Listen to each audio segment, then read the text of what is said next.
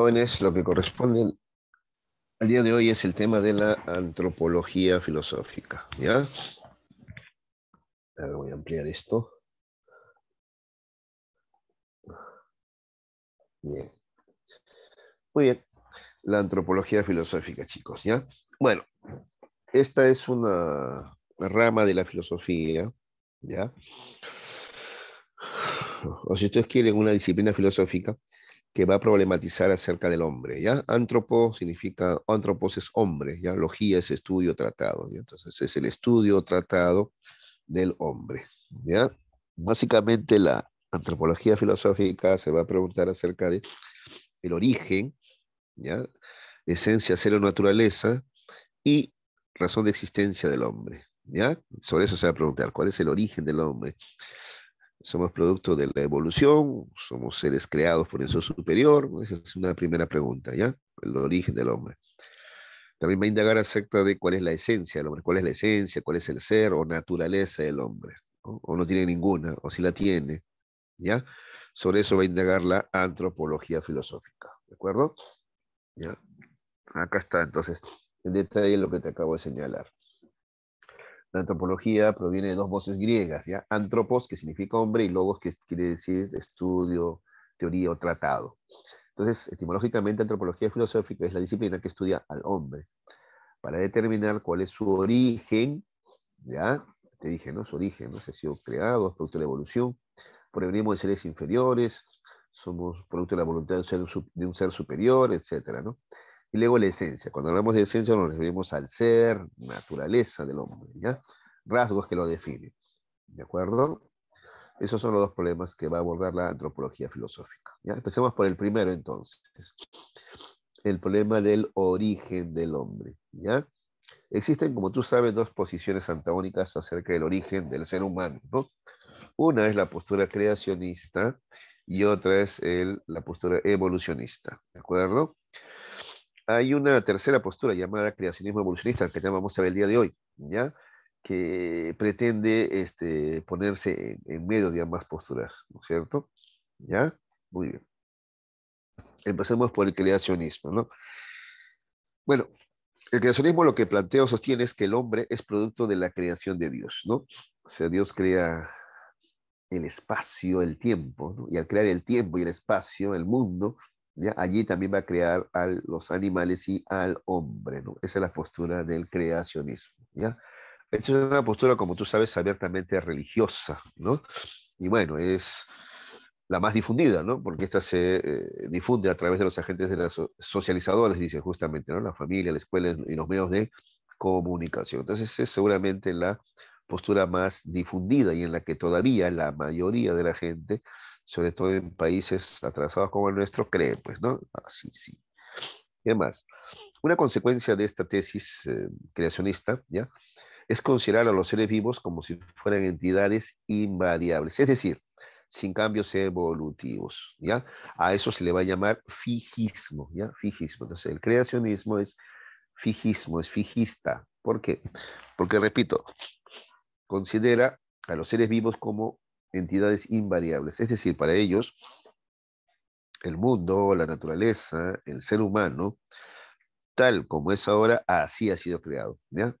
¿De acuerdo? Entonces el hombre no ha cambiado, así como es ahora. Adán era igualito, como es el hombre en la actualidad, no ha cambiado, ¿ya? Los animales, igual, los mismos que son ahora, fueron creados por Dios, ¿no? Ellos no admiten la existencia, pues, de dinosaurios o ancestros de los animales. Quienes proponen eso son los evolucionistas, ¿ya? Los creacionistas son más bien fijistas. El mundo como es ahora, así fue creado, ¿ya? Y el hombre también, ¿de acuerdo? ¿Ya? ¿Se entendió qué es el fijismo como característica del creacionismo, chicos? ¿Se entendió? ¿Alguna pregunta? ¿Está claro?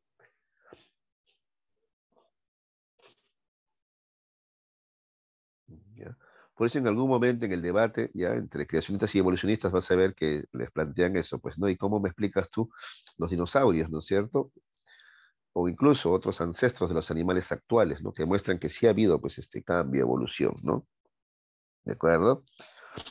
Ya, por ejemplo, los ancestros del caballo actual, ¿no? Los equinos, ¿no? Eran bastante pequeñitos, tamaño de un perro casi, ¿no es cierto? ¿De acuerdo? Etcétera. ¿Ya? Agustín de Hipona es el máximo representante del creacionismo, ¿ya, muchachos? Considero que Dios creó el mundo, eso dice Agustín de Hipona, y lo crea de la nada, de la nada. Y cuando habla de la nada, se refiere a que no existía antes, no solamente espacio, tampoco existía tiempo, ¿no? Dios crea absolutamente todo. Eso se le llama creación ex nihilo, ¿te acuerdas? ¿Ya?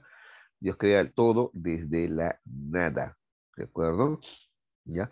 Es importante destacar algo, ¿ya? Esto de crear es eso, pues justamente crear significa hacer surgir algo de la nada. Esto de crear no es un concepto que manejaran los griegos, por ejemplo. Si tú ves la mitología griega, ¿no? Y cuando habla de Zeus, cuando Zeus aparece ya existía el tiempo, ¿no? Encarnado en su padre Cronos, ¿no? Existía también el espacio, ya, ¿no es cierto? El espacio existía, ¿no? ¿De acuerdo? En cambio, este concepto es judeo-cristiano, ¿no? ¿Ya?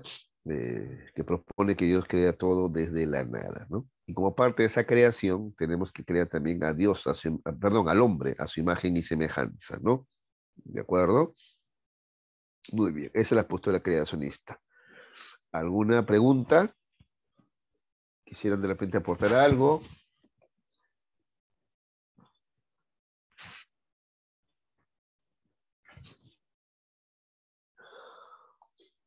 A ver, ¿no hay preguntas?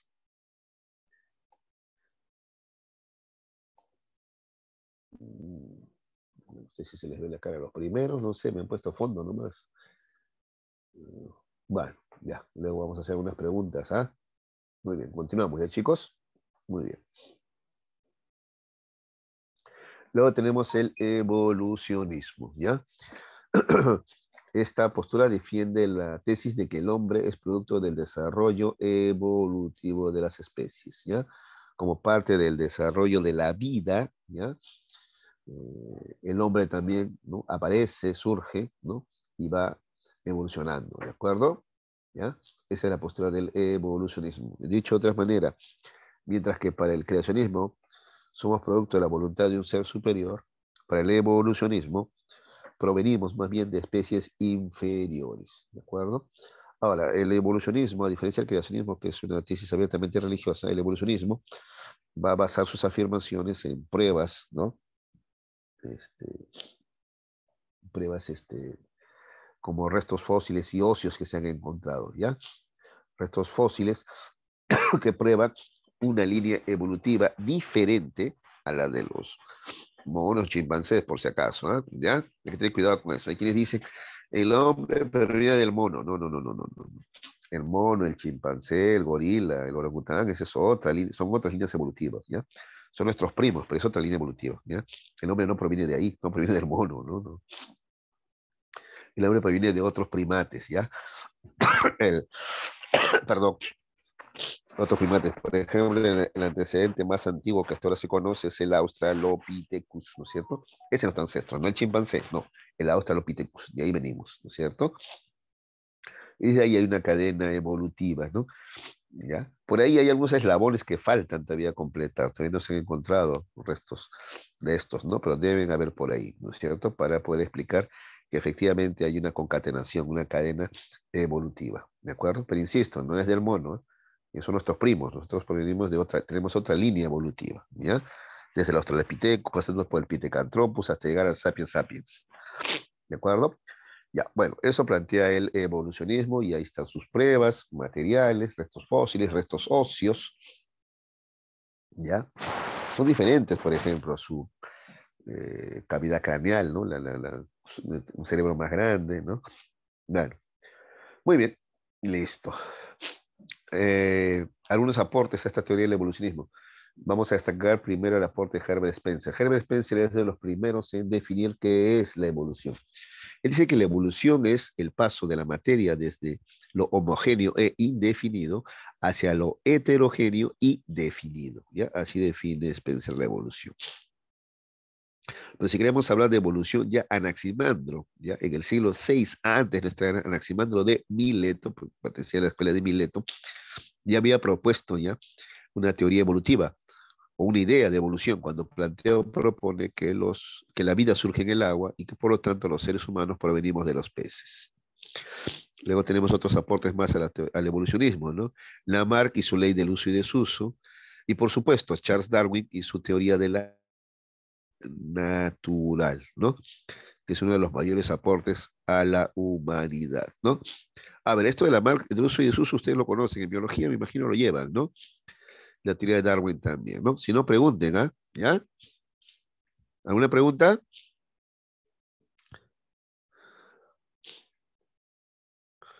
Bueno, entonces sigamos.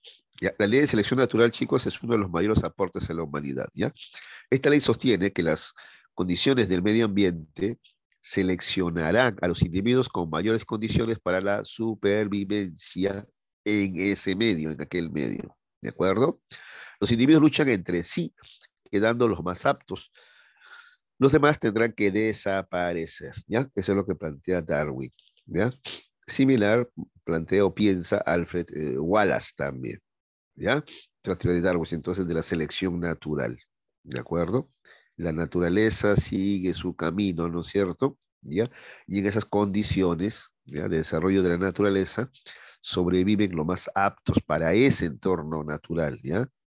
¿De acuerdo? Mientras que los más débiles para ese entorno natural tienden a desaparecer. Ese es el proceso de selección natural. ¿De acuerdo? ¿Ya? Tú lo puedes ver en cualquier programa de, no sé, ¿qué vino ahora? Discovery Channel, creo que es ahora, ¿no? Ahí está, ¿no es cierto? El más apto, el más fuerte es el que se reproduce, ¿no es cierto? Los más débiles, por ejemplo, en la manada de leones no se reproducen y ahí terminan, ¿no? Y ahí terminan, ¿cierto? Listo.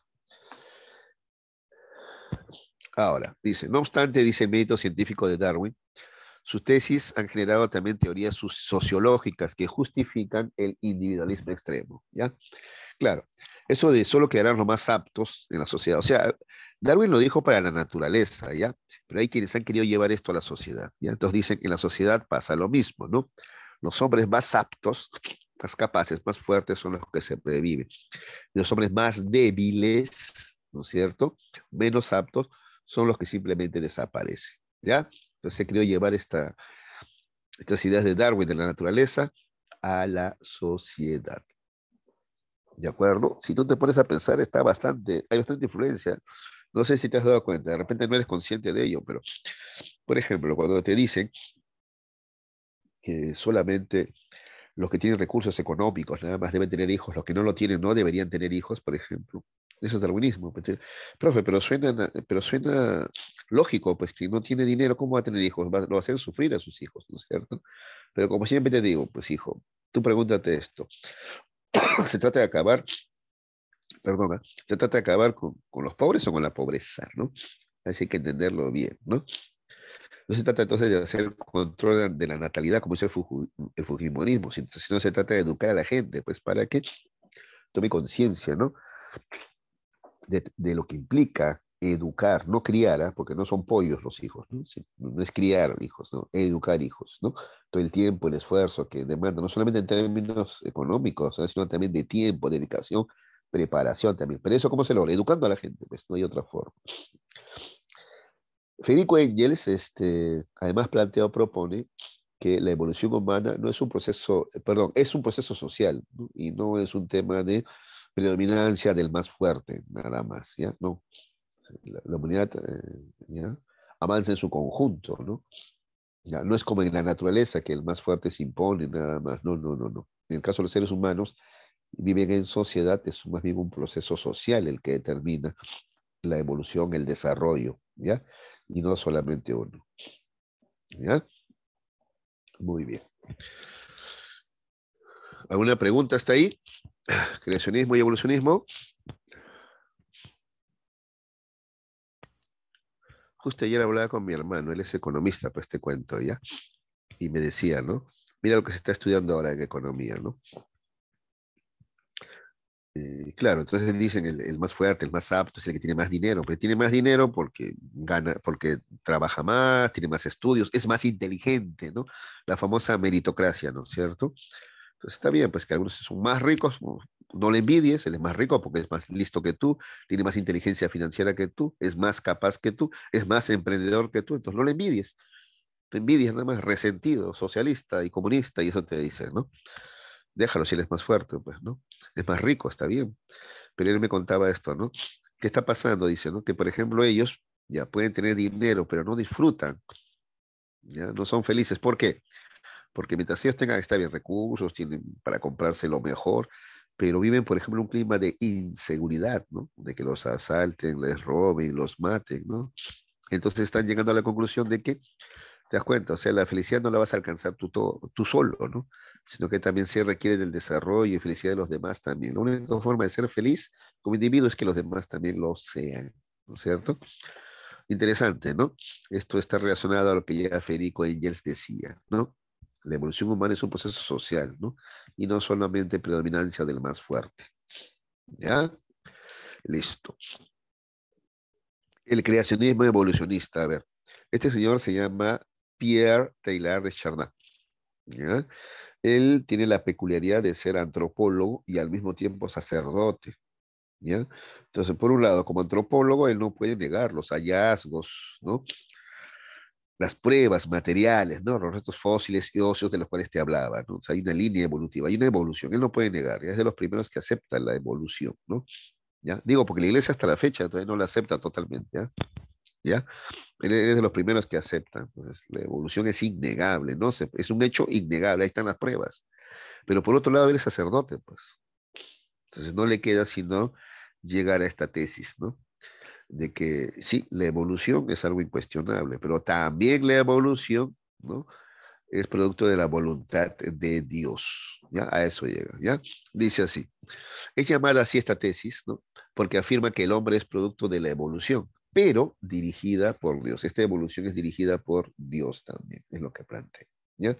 Ahora, claro, en ciencia no se trata solamente de afirmar, sino que tienes que probar, pues, lo que afirmas, ¿no es cierto? ¿Ya? A ver en qué parte de las Sagradas Escrituras se habla de evolución, pues, ¿no? Y Dios creó a Australopithecus, o en el paraíso habían dinosaurios, no hay, ¿no? Entonces, eh, Pierre Teilhard de Chardin va a explicar lo siguiente, ¿no? Él dice que al comienzo, ¿no? Al comienzo solamente era materia, nada más, sin vida alguna, ¿ya? Así era el planeta, ¿no? Geósfera, le va a llamar así geósfera. Luego la geósfera evoluciona y surge la vida, ¿no? A ese periodo se le va a llamar de biosfera, bio justamente es de vida, ¿no? Pero la evolución no se detiene, dice, ¿no? Del estado de la vida, ¿ya? Surge el hombre que tiene conciencia. A ese momento ya se le llama noósfera, que es el que estamos actualmente, ¿ya? Y la noósfera es la preparación para un estado superior puramente espiritual, al cual llegaremos luego, al cual se le llama citosfera, ¿ya? Esas son las ideas de Teilhard de Chardin, ¿de acuerdo?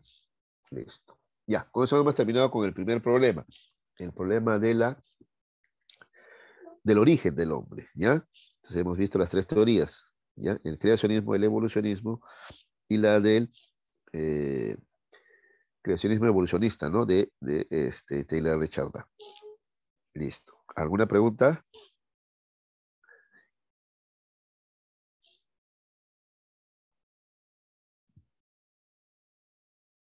Profesor, ¿a qué se refiere con animal político? Ah, ya. Ahí vamos a llegar.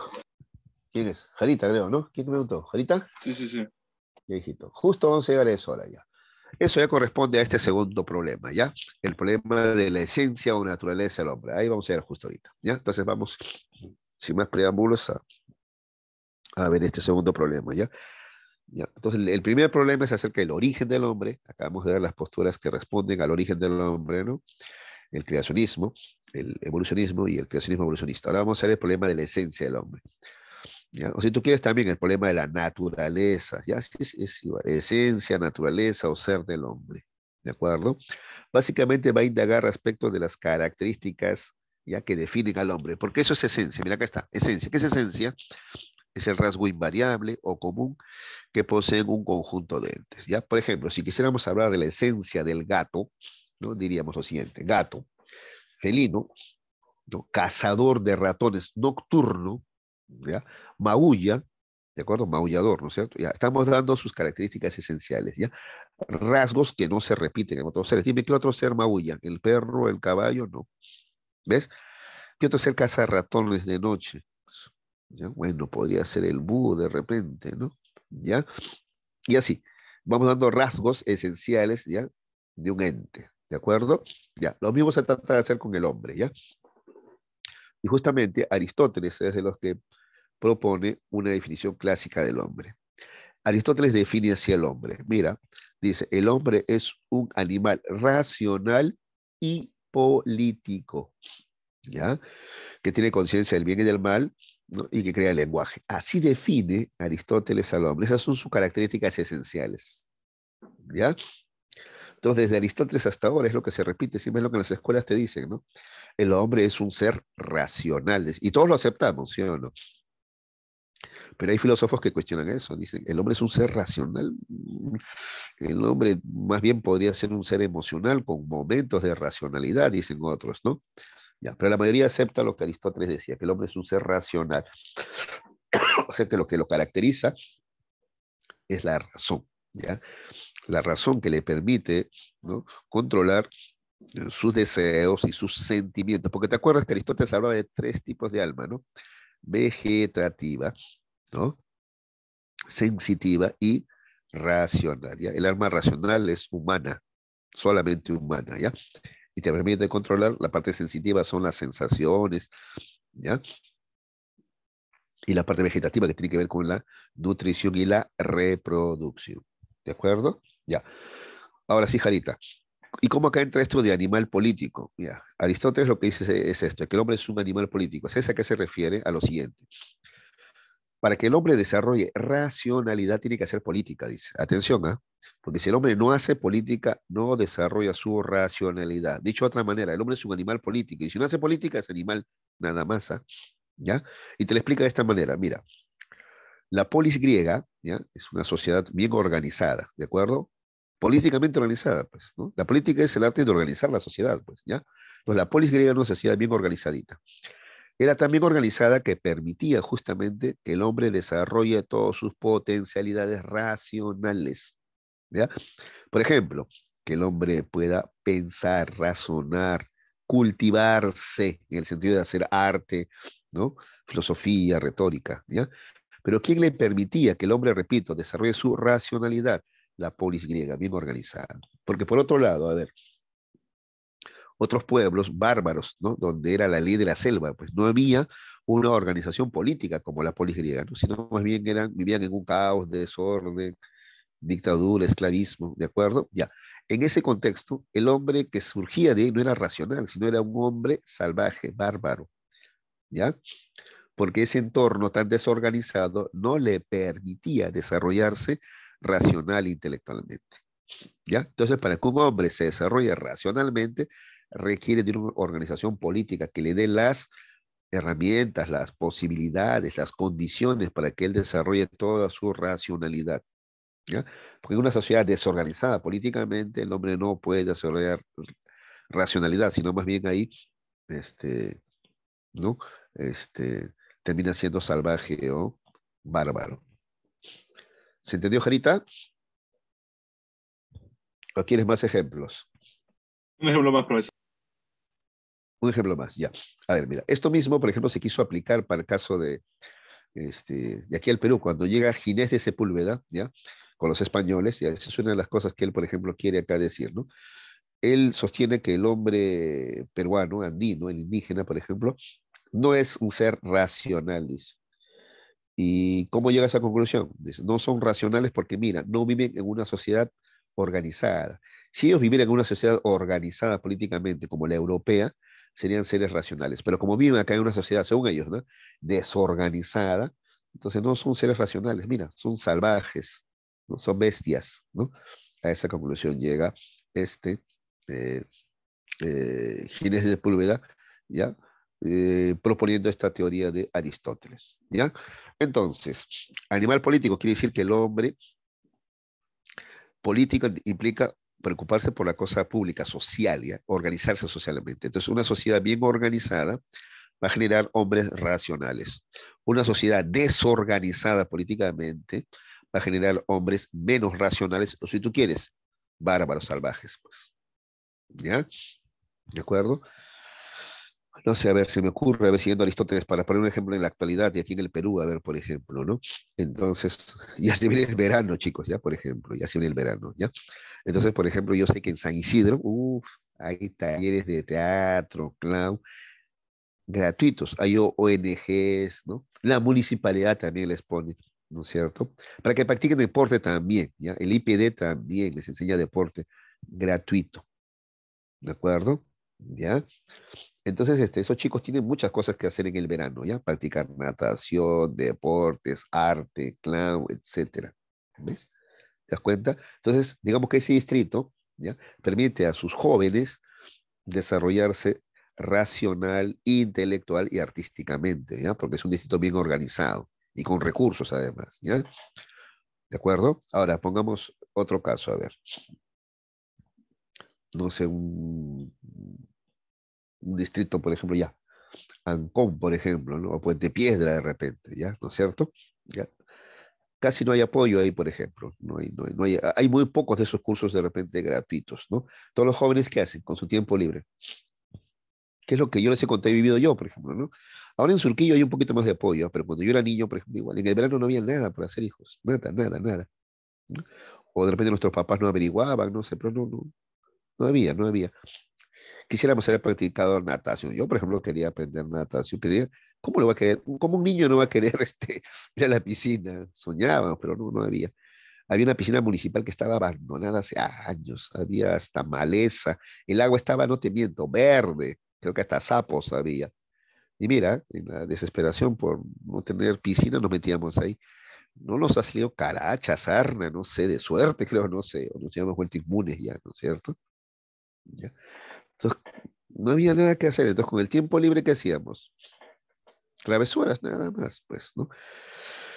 Eh, Nos cruzábamos hacia San Isidro justamente porque limitábamos con San Isidro, ¿no? Y le bajábamos las llantas a los carros. ¿Por qué? No sé, simplemente porque no hay nada que hacer, nada más. ¿Ves?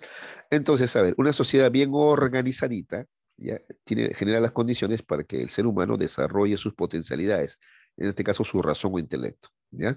Una sociedad desorganizada políticamente no permite que el hombre desarrolle sus potencialidades racionales, intelectuales o artísticas. ¿Ya? Eso es lo que te quiere decir Aristóteles con esto de animal político. ¿Ya? ¿De acuerdo? Está asociado a la racionalidad del ser humano justamente. ¿Ya? Ahora sí, ¿se entendió? Sí, profe, sí, sí. De acuerdo, ya. Muy bien, continuemos entonces. Y esa pregunta que has hecho, Jarita, es muy importante, ¿ya? ¿Ya? Porque asistimos a una época de inseguridad ciudadana, todo el mundo habla de la delincuencia, ¿no? Pero y piden, ¿no? Medidas represivas, ¿no? Que salga el ejército, que salga la marina a patrullar, más policía, pena de muerte, castración, hay que chapa tu choro y mátalo, organicemos rondas campesinas, pero todo va por el lado represivo, ¿te has dado cuenta? Que no está mala, yo entiendo eso, ¿no? Es claro, molesta, indigna ya, malditos delincuentes, ¿no? Pero ¿saben qué? Falta el enfoque político, que tiene Aristóteles. ¿Por qué no nos preguntamos, a ver, por qué hay tanta delincuencia? Porque un delincuente es un salvaje, un bárbaro, ¿no es cierto? ¿Ya? ¿Pero por qué? Pues porque están surgiendo estos, por un tema de desorganización política, la falta de oportunidades laborales para los jóvenes, por ejemplo, ¿no? Está bien, la falta de perspectiva, un proyecto de vida no tiene, ¿no? O el empleo del tiempo libre para los niños, ¿no? Del cual te cuento, por ejemplo, ¿no? Etcétera, ¿ya? Entonces, haría bien una mirada política, ¿ya? A este asunto de la delincuencia como lo hacía Aristóteles, ¿ya? No sé qué piensan ustedes, ¿ya? Ahí lo dejo para que reflexionen, ¿ya? Y una vez más vean cómo la filosofía es algo vivo, ¿se dan cuenta? La filosofía no es, no sé, discutir sobre el sexo de los ángeles, ¿no? O la inmortalidad del mosquito, no. Son temas importantes, ¿no? En la actualidad también, que nos ayudan a tener un panorama más general de nuestra situación actual también, ¿ya? Entonces, yo los invito a pensar, a reflexionar, a ver, jovencitos, ¿no? ¿Ya? Respecto a esta temática, ¿no? De abordar ese problema de delincuencia y verlo como parte de un problema político, ¿no? Porque hablemos claro, si desde arriba es el problema de la delincuencia, ¿no? Desde arriba, ¿no? Porque es mucho peor delincuente aquel que se apropia, pues, ¿no es cierto? ¿No? Del dinero que está destinado, pues, a temas de educación, salud, ¿no? Desde el gobierno mismo, ¿no? ¿De acuerdo? Estos pirañas, ¿no? Ladrones, es continuación o consecuencia de lo anterior. Muy bien, continuemos muchachos, ahí lo dejo, ahí lo dejo. Ya, ahora sí vamos a ver entonces algunas teorías acerca de la esencia o naturaleza del hombre, ¿ya? En primer lugar tenemos el naturalismo, ¿ya? Consideran que el rasgo esencial o que determina, define al ser humano son las condiciones biológicas diferentes que él posee. ¿Qué condiciones biológicas diferentes posee el ser humano respecto al resto de seres? Por ejemplo, un cerebro más desarrollado, ¿de acuerdo? Con neuronas especializadas. Tenemos neuronas para el lenguaje, neuronas del pensamiento, neuronas que otros animalitos no tienen, pues, ¿ya? ¿De acuerdo? Además de una mayor cantidad de neuronas, no solamente la cantidad, sino la calidad de estas neuronas. Son neuronas más evolucionadas, ¿de acuerdo? Ahora, no solamente es eso, ¿ah? Aunque es lo más importante, ¿no? Otra característica es el andar bípedo, ¿no? Que permitió la libertad de las manos, ¿no? Para coger, agarrar y hasta elaborar herramientas, ¿no? Frente a lo que, cosa que también fue facilitada por el hecho de tener el dedo pulgar como en oposición a los demás dedos, ¿no? Que nos permite hacer pinza, por ejemplo, ¿no? Eso es muy importante, ¿ya? Entonces, eso plantea el naturalismo, ¿ya? El factor esencial del hombre, dice, se encuentra en las condiciones biológicas que lo distinguen de otras especies vivas, tales como la cantidad de neuronas, las características de nuestro cerebro o la forma de las manos. Estos rasgos biológicos producen la conciencia, lo que hace que el hombre sea un ser natural más como los animales y las plantas, ¿no? Es un ser. Entonces, para el naturalismo, dicho de otra manera, el ser humano es un animal, ¿ya? Es un animal, pero es más evolucionado, ¿ya? Eso es lo que propone el naturalismo, ¿ya? El ser humano es un animal, pero más evolucionado, ¿de acuerdo? ¿Ya? Lo que más evoluciona en el ser humano es justamente su cerebro, pues, ¿no es cierto? ¿De acuerdo? Representantes del naturalismo tenemos a Friedrich Nietzsche y Herbert Spencer, ¿ya? Friedrich Nietzsche justamente decía que lo que debemos hacer es dar rienda suelta a nuestra naturaleza, a nuestros instintos, decía, ¿no? Decía que la sociedad actual, ¿ya? Decía él eso en el siglo XIX, ¿eh? Decía, ¿no? Nos cohíbe, nos restringe, nos pone límites, ¿no? ¿Ya? Por ejemplo, el cristianismo, ¿no? Prohíbe demasiadas cosas y no permite que el hombre dé rienda suelta a su naturaleza, a sus instintos, por ejemplo, ¿ya? A la voluntad de poder, porque según Nietzsche, el hombre tiene voluntad de poder, ¿ya? O sea, esto de imponerse, ¿ya? De ser macho alfa, por ejemplo, ¿no es cierto? ¿Ya? Este, no, pues no se le permite al hombre, ¿no? Entonces, desde chiquito te forman en que tienes que ser humilde y no soberbio, cuando dice Nietzsche que lo natural más bien es ser soberbio, no hay nada de malo, dice. ¿De acuerdo? ¿Ya? ¿De acuerdo? En que respetas a los demás, cuando lo natural es más bien imponerse. Si tu idea es superior, imponla. Si tus ideas son superiores a las demás, imponla. ¿Por qué vas a ser humilde? ¿Ya? Pues la voluntad de poder, por ejemplo, dice, ¿no? Entonces eso dice Nietzsche, ¿no? Por eso Nietzsche mucho cuestiona a la modernidad, al cristianismo, al socialismo, ¿no? Porque para él debe imponerse el más fuerte, ¿no? Debe darse rienda suelta al ser humano y no estarlo restringiendo y prohibiéndole, poniéndole límites innecesarios, ¿ya? Así pensaba Nietzsche. Spencer va en esa misma línea también, ¿no? Ya te había anunciado ya que para Spencer, ¿ya? Esta ley de que se impone o sobrevive el más apto, el más fuerte, ¿ya? Que rige en la naturaleza, también rige, según Herbert Spencer, en la sociedad también. Entonces, en la sociedad, ¿ya? Solo los individuos más aptos de cada sociedad merecen quedarse y dominar a los menos aptos, ¿ya? Bueno, ese es el naturalismo. Enseguida tenemos el espiritualismo, ¿de acuerdo? Considera que la esencia del hombre es su alma inmortal. Esta es pura, perfecta y alcanza a contemplar lo divino. ¿Ya? A ver, el espiritualismo respecto al naturalismo sostiene lo siguiente, ¿no? Dice el espiritualismo, lo que define al hombre no es lo físico, lo que define al hombre es lo espiritual, ¿ya? Es algo no físico, intangible, ¿ya? Por ejemplo, su pensamiento, ¿ya? Sus sentimientos, nada de eso es físico, eso es espiritual, ¿ya? Entonces lo que define y caracteriza al hombre es su alma inmortal. ¿ya? Es más, según Max Scheler, el alma inmortal justamente es aquella que permite al hombre, ¿ya?, sobreponerse a sus instintos, ¿ya? Porque a diferencia de Nietzsche, que decía que hay que, ¿no?, dar rienda suelta a nuestros instintos, ¿ya?, refiriéndose a la voluntad de poder, por ejemplo, ¿ya?, Scheler dice que no. El ser humano, justamente la superioridad del ser humano radica en que el ser humano es capaz de superar sus instintos, cosa que un animal no puede hacer. Un animal no puede actuar por encima de sus instintos. Un animal actúa guiado por sus instintos.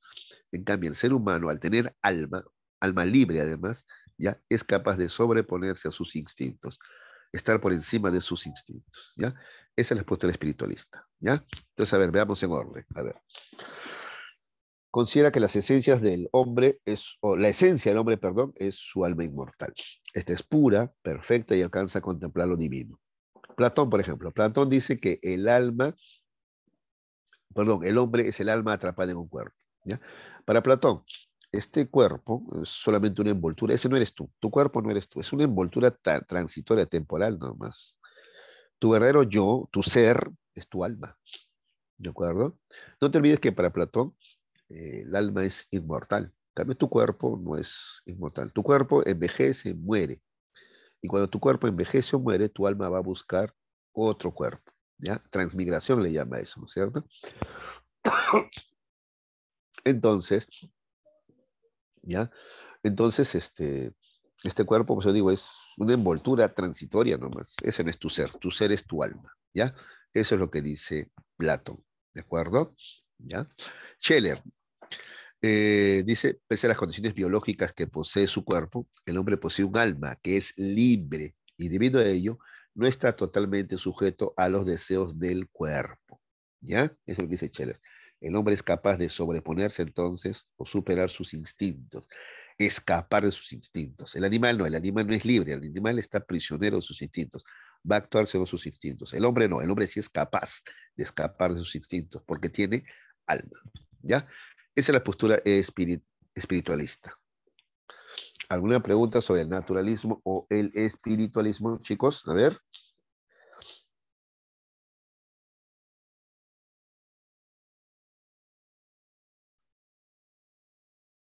Muchachos, ¿todo claro?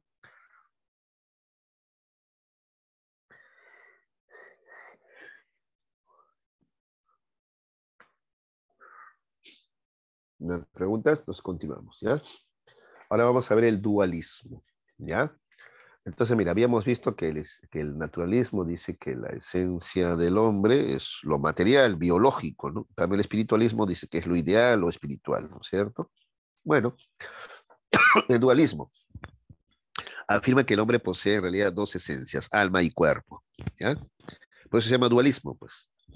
El hombre no es solamente alma ni solamente cuerpo, ¿ya? El hombre posee ambas, alma y cuerpo, ¿ya? Eso es lo que propone René Descartes. ¿Cómo lo propone? ¿Cómo lo presenta? De la siguiente manera. Según Descartes, tienes que acordar, esto hemos visto en la filosofía moderna, Descartes plantea que existen tres tipos de sustancias, ¿te acuerdas? Res infinita, ese es Dios, ¿ya? Res cogitans, que es pensamiento, sustancia pensante, o espíritu, si tú quieres, y res extensa, ¿ya? Que es la sustancia corpórea, ¿ya? O si tú quieres, materia, ¿ya? De estas el ser humano posee dos, ¿ya? El ser humano posee res extensa, o sea, cuerpo, y res cogitan, que es pensamiento, ¿ya?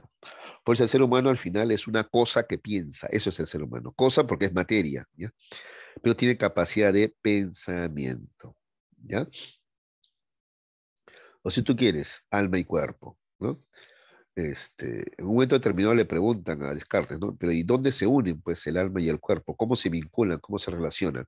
Y Descartes contesta que el alma y el cuerpo se comunican gracias a un pequeño órgano ubicado en nuestro cerebro, llamado la glándula pineal, ¿de acuerdo? Esa es la postura dualista de Descartes, entonces. Ya no te olvides, ¿ah?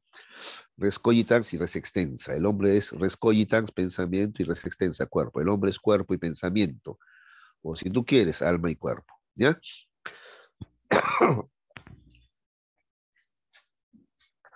Ahora vamos a ver perdón. Estoy mal, chicos, disculpen, ¿no? A Blas Pascal, ¿ya? O Blaise Pascal, ¿ya?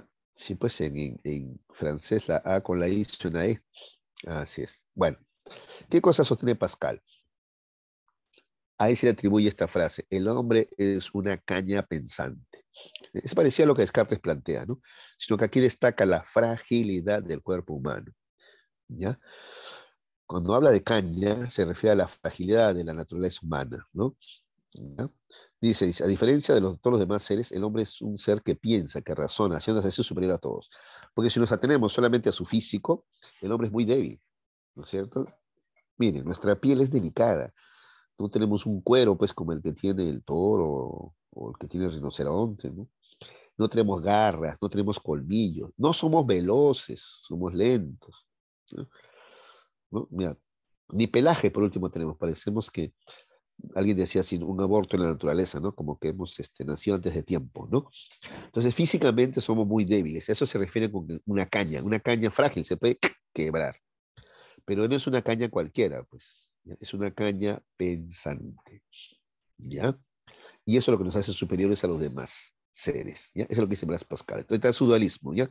La caña, que es el cuerpo débil, y nuestra capacidad de pensamiento, como decía también Descartes, ¿ya? Pero además Pascal destaca también otra dualidad, otro dualismo más, el que existe entre la razón y los sentimientos, ¿de acuerdo? ¿Ya? Para él la razón que está ubicada en el cerebro y los sentimientos aquí en el corazón, en el pecho, ¿ya? Y él dice esta frase, ¿no?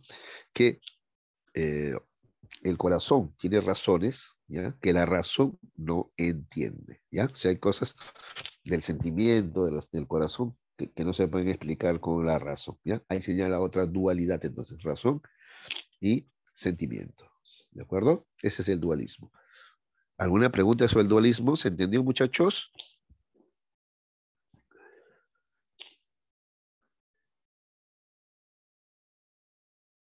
¿Todo claro? A ver, están ahí, ¿no? ¿Por qué veo el techo nomás de varios, ¿ah? ¿Qué estarán haciendo estos muchachos? A Topillo cada vez le veo menos. A Topillo antes le veía todo el rostro, después comencé a verle la nariz nomás, ahora le veo las cejas nomás. Bueno, ya son grandecitos ya, espero que estén atentos, ¿ah? Espero que sí, ¿ah? Creo que no preguntan nada, yo pensé que iban a preguntar un montón de cosas, opinar. Bueno, Cruz Barrientos ha tenido la delicadeza de al menos decir que todo está claro para él, cosa que me alegra al menos, ¿ya? Pero incluso, chicos, si todo estuviera claro para ustedes, y ustedes no tienen ninguna opinión al respecto, no piensan diferente al respecto, porque de eso se trata la filosofía. Chicos, cuando estudiamos, ¿ya? Una cosa son los datos que tú tienes que aprender, ¿no? Necesariamente. Pero más importante que los datos es que ustedes aprendan a razonar, pensar, ¿ya?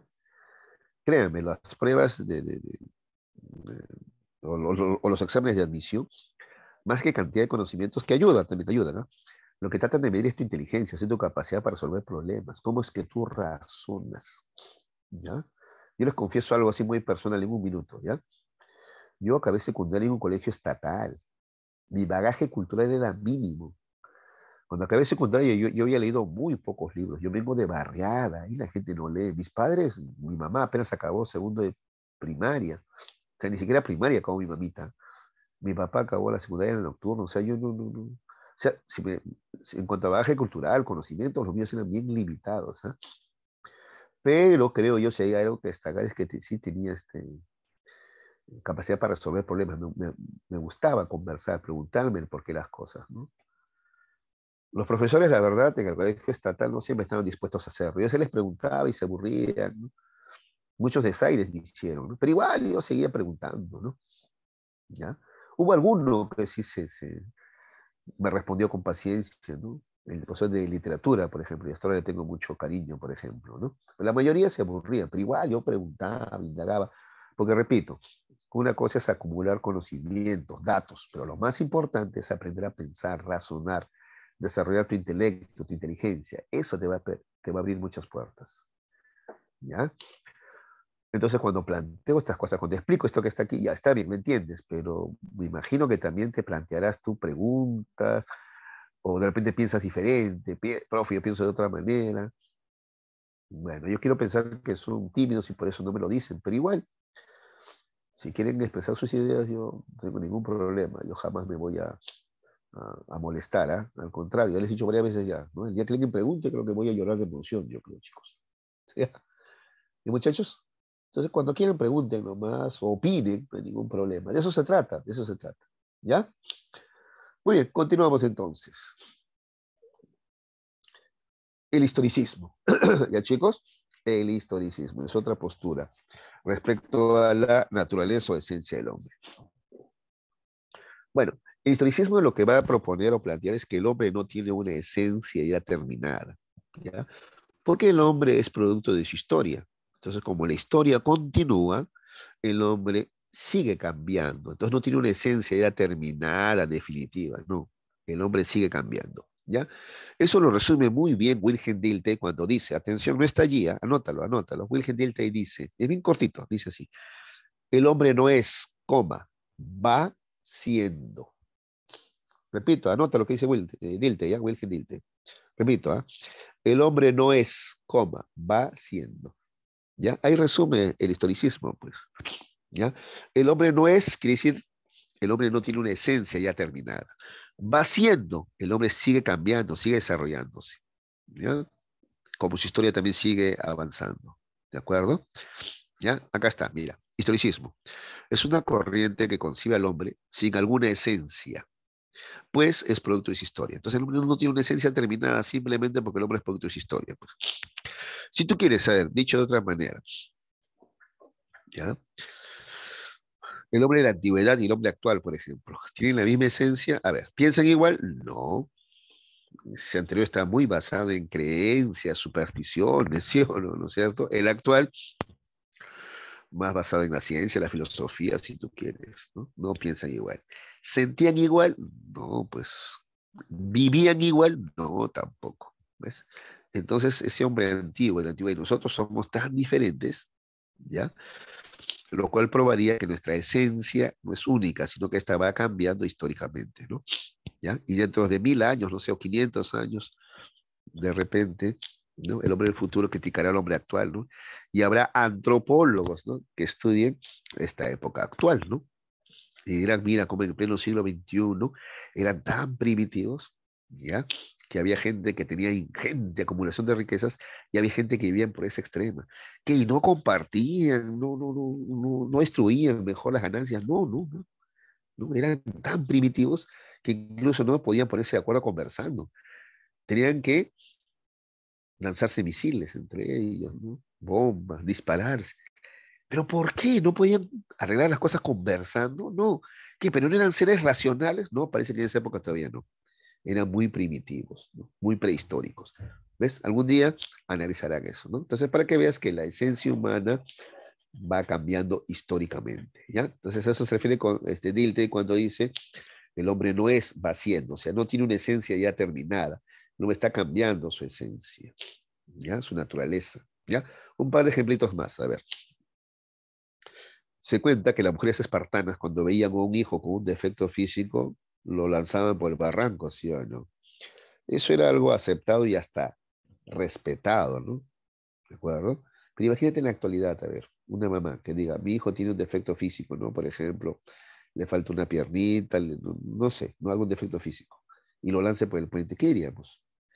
Que te es loca, inhumana, salvaje, ¿te das cuenta? O sea, eso no es aceptable en la actualidad de ninguna manera, porque pensamos, sentimos, vivimos de manera diferente. ¿Ya? Mira, tanto así que a esa señora de la antigüedad le podríamos llamar inhumana incluso, no humano. ¿Te das cuenta? ¿Ya? Esto es que nuestra esencia va cambiando, nuestro modo de pensar, sentir y vivir va cambiando. ¿De acuerdo? Eso es lo que te dice Wilhelm Dilthey, entonces, y el historicismo. ¿Ya? No tenemos una esencia ya terminada. Esta esencia, ¿ya? Va cambiando históricamente. ¿Ya? En esa misma línea, José Ortega y Gasset, que es un filósofo español del siglo XX, plantea, yo soy yo y mis circunstancias, y si no la salvo a ella, no me salvo yo. O sea, acá alude a la influencia del contexto, otra vez, histórico, ¿ya? en mi modo de pensar. O sea, el contexto histórico en el cual yo vivo influye en mi modo de pensar, sentir y vivir. ¿Ya? Por ejemplo, a ver, ya que hablábamos de Aristóteles, ¿no? Y lo genial que es en muchas cosas, ¿no? Pero Aristóteles, por ejemplo, decía que el hombre nace para mandar y la mujer para obedecer. Eso decía Aristóteles. El hombre así, ¿eh? Nace para mandar y la mujer para obedecer. O sea, uno dirá, ay, qué tonto, machista, ridículo, chauvinista. No, que era un genio, se me cayó Aristóteles, dirán, ya. Ortega Gasset diría, es que tú tienes que entender el contexto histórico en el cual él vivía, ¿ya? Y el modo de pensar que había en esa época. Y mira cómo eso influye, incluso en este que es un genio, ¿no? Y que más bien rompió con muchos moldes existentes en esa época, pero aún así no pudo escapar de la influencia del contexto histórico en el cual él vivió, ¿ya? Claro que él da toda una explicación al respecto, ¿eh? ¿Ya? Justamente lo que le respondíamos a Jarita, ¿no? El hombre es un animal político, dice, ¿ya? Entonces, por eso el hombre griego nace para gobernar y los bárbaros nacen para obedecer. ¿Por qué? Porque el hombre griego ya nace para gobernar. ¿Por qué? Porque nace en una sociedad políticamente bien organizada. Entonces él se va a desarrollar racionalmente, va a desarrollar su intelecto superior. En cambio, el que crece en una sociedad bárbara, desorganizada, van a ser con menos capacidad, entonces ya está destinado a, no a gobernar, sino a ser gobernado nomás. Por eso dice, el griego nace para mandar, gobernar y el bárbaro para obedecer. ¿Ya? En esa misma línea también pasa con el hombre y la mujer, pues.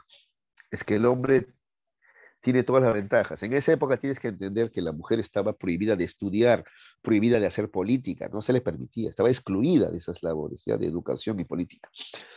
Entonces, así pues, si no está educada, si no sabe de política, entonces, ¿qué le quedaba? Pues obedecer, pues, a eso se refiere Aristóteles, ¿ya? ¿Ya? Claro que eso ya estaba normalizado en esa época, les parecía normal a todos en esa época, incluido a él, ¿no? ¿Por qué? Porque él vivió en esa época. ¿Te das cuenta? Mira cómo el contexto histórico determina nuestro modo de pensar, sentir y actuar también. ¿Ya? Eso es lo que dice José Ortega Gasset. Ahora, sin embargo, da la opción, José Ortega Gasset dice, si no la salvo a ella, no me salvo yo. O sea, yo puedo cambiar ese contexto o ayudar a cambiar ese contexto y con él también puede empezar a cambiar yo también, ¿cierto? ¿Ya? Listo. Esa es entonces la postura del historicismo. ¿Ya? El hombre es producto de su historia, básicamente. ¿De acuerdo? ¿Ya? Nosotros, por ejemplo, pensamos como hombres, bueno, ustedes como hombres del siglo XXI, yo como hombre de finales del siglo XX y comienzo del siglo XXI, ¿no? ¿De acuerdo? ¿Ya? Tengo ese modo de pensamiento, ¿ya? Lo cual no significa que dentro de 500 o más años sea aceptado, ¿no? Insisto, yo tengo esa esperanza, ¿no? Que dirán que primitivos eran en esa época, ¿no? Listo. ¿Alguna pregunta sobre el historicismo? Ay, ay, sí, muchachos, ¿sabes? Porque no sé ustedes, ¿sabes? Yo tengo la teoría de que todavía vivimos nuestra prehistoria. Yo creo que todavía no ha empezado ni siquiera la historia de la humanidad. Estamos todavía en la prehistoria. Yo pienso así. ¿Qué les parece a ustedes? ¿Pesimista? ¿Realista? ¿Qué piensan ustedes? A ver, ya, ahí lo dejo. El simbolismo, ¿ya, chicos? El simbolismo mantiene esa tendencia historicista, ¿ya? Pero Cassirer va a agregar algo más, ¿ya? Para Cassirer, ¿ya? Lo que define al hombre es su capacidad para hacer símbolos, ¿ya? El hombre, para interpretar la realidad, ¿ya? Crea sistemas de signos y símbolos, ¿ya? ¿A qué me refiero? Según Cassirer, el hombre crea, por ejemplo, lenguaje para representarse el mundo. No solamente lenguaje, crea ciencias, que también es otro sistema de símbolos o signos para representarse el mundo. Crea el arte también es una forma de representarse el mundo también. Crea religión. Entonces, lo que caracteriza y define al hombre, según Ernest Cassirer y el simbolismo, es la capacidad de crear símbolos para conocer el mundo. Por eso el hombre es básicamente un animal simbólico. Esa es su característica esencial. Si no, preguntémonos, a ver, ¿qué animal crea símbolos? Dígame, a ver, ¿qué animal crea lenguaje como sistema de símbolos? No hablo de comunicación, hablo de lenguaje. ¿Ah? ¿Qué animal crea ciencia, arte o religión? Ninguno, solamente el hombre. Entonces, el hombre es un animal simbólico ante todo, ¿ya? Incluso mira, acá al final, en la última línea, mira lo que dice Cassirer. Él dice así, el hombre es más que un animal racional, es un animal simbólico, ¿ya? ¿De acuerdo? Porque se representa la realidad basada en símbolos, ¿de acuerdo? ¿Ya? Conocemos, por ejemplo, la realidad a través de la intermediación del lenguaje, ¿ya? Ese es Ernest Cassirer. Entonces, a eso se refiere con que el hombre es un animal simbólico, simbólico, ¿no? Que crea símbolos para representarse, ¿ya? O relacionarse con el mundo. ¿De acuerdo? ¿Preguntas?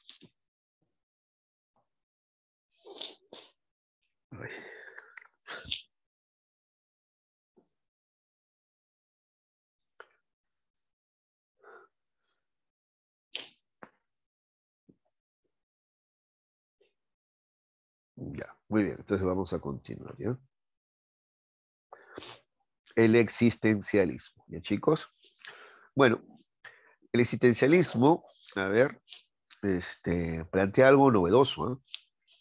Plantea que el hombre no tiene una esencia, sino solamente existencia, ¿ya? Eso es lo que plantea, que no existe una esencia de toda la humanidad, ¿ya? Los animales sí tienen esencia, pues a ver, bueno, vamos al ejemplo del gato, ¿ya? Supongamos tú crías un gato que nunca ha visto otros gatos, ¿ya? Solamente ha crecido rodeado de humanos este gato, ¿ya? Sin embargo, este gato, ¿qué cosa crees que va a hacer? Lo que hace cualquier gato, pues, ¿no es cierto? Va a maullar, no va a ladrar, no va a hablar, va a maullar, ¿sí o no? De noche va a cazar ratones. Es más, cuando pequeñito ya va a entrenarse, ¿no? En eso de lanzarse contra cucarachas y insectos y pelotitas y lo que sea, ¿no? Practica el acecho ya. Nadie le ha enseñado. Es que todo eso está en su ADN. Está en su ADN, ¿de acuerdo? Porque la esencia del gato o del perro está en su ADN. En cambio, el ser humano es diferente, pues. El ser humano no tiene esencia al nacer. Al nacer es solamente existencia, nada más. ¿Ya? Existe, pero no tiene todavía una esencia definida. Su esencia, el ser humano la va a ir definiendo luego. Él mismo la va a ir construyendo luego. ¿De acuerdo? De tal manera que, por ejemplo, tú ahorita estás en ese proceso, decidiendo tu esencia, ¿no? Con la pregunta, ¿a qué me voy a dedicar? ¿Qué voy a hacer con mi vida? ¿Voy a dedicarla a la ciencia, o sea, entrar a una universidad y ser profesional? ¿O voy a dedicarla a los negocios? ¿O voy a dedicarla al arte? ¿Ves? Y según eso vas decidiendo qué vas a hacer, ¿ves? Tu esencia ahí se va configurando, que es personal además, ¿no? ¿Te das cuenta? En cambio, tu perro, tu gato no están en esa disyuntiva, ¿sí o no? ¿No? ¿Qué voy a hacer de grande? Dice el perro, perro, pues. ¿Y el gato qué va a hacer de grande? Gato. En cambio, el humano le pregunta, ¿qué vas a hacer de grande? Humano, no te dice eso, ¿no es cierto? ¿No? ¿De acuerdo? Está en la búsqueda de su esencia. Entonces, cuando nacemos, somos solamente existencia, nada más. No tenemos una esencia, ¿ya? Como si lo tienen los animales. Eso es lo que dice el existencialismo. ¿De acuerdo? Luego ya cada ser humano va construyendo su esencia, ¿ya? Porque si no, a ver, para entender un poquito más esto, a ver, para entender esto, a ver, yo te pregunto, a ver, dime, ¿cuál sería la esencia humana si no? A ver, ya, es más, mira, te lo pongo todavía así, mira, a ver, dame una diferencia entre el hombre y la mujer, pero no uses lo biológico, ¿ya? Aparte de lo biológico, dame una diferencia entre el hombre y la mujer, a ver, ¿alguien se atreve? A ver.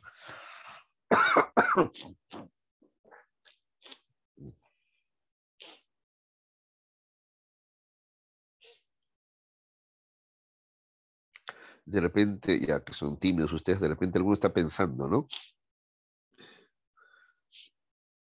De repente están pensando, eh,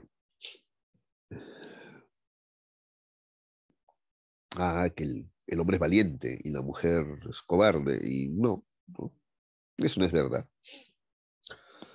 Ah, es que la mujer es delicadita, y hay hombres también delicados, y no todas las mujeres son delicadas, ¿eh? Eso más bien es algo que le imponen socialmente, ¿sí o no? ¿Ya? Yo les he contado, ¿no? Una anécdota, ¿no? Mi vecina Solange, por ejemplo. 4 añitos tenía en esa ocasión. Estaba esperando su movilidad para ir al nido, ¿no? Una arañita caminaba hacia ella en la vereda y ella se alejaba, la arañita le seguía. Llegó un momento en que ella ¡pac! Pisó a la araña y se acabó, como dicen, ¿no? Su mamá le dijo, no, una niña no hace eso, le dije. ¿De acuerdo? O a mi hijita, por ejemplo, patea la pelota cuando tenía 3 años y su abuelo le dice, no, la niña no patea pelotas. Tiene la idea que se puede ver manchona por patear pelota, imagínate, ¿no? ¿Ya? Entonces, o sea, en realidad no hay una esencia, ¿no? Esto es socialmente aprendido, ¿no? Dicho de otra manera, ¿ustedes creen que existe alma de mujer y alma de hombre? Una esencia de hombre y una esencia de mujer. Eso es socialmente aprendido, ¿ya? Al nacer somos solamente existencia, ¿no? ¿Ya?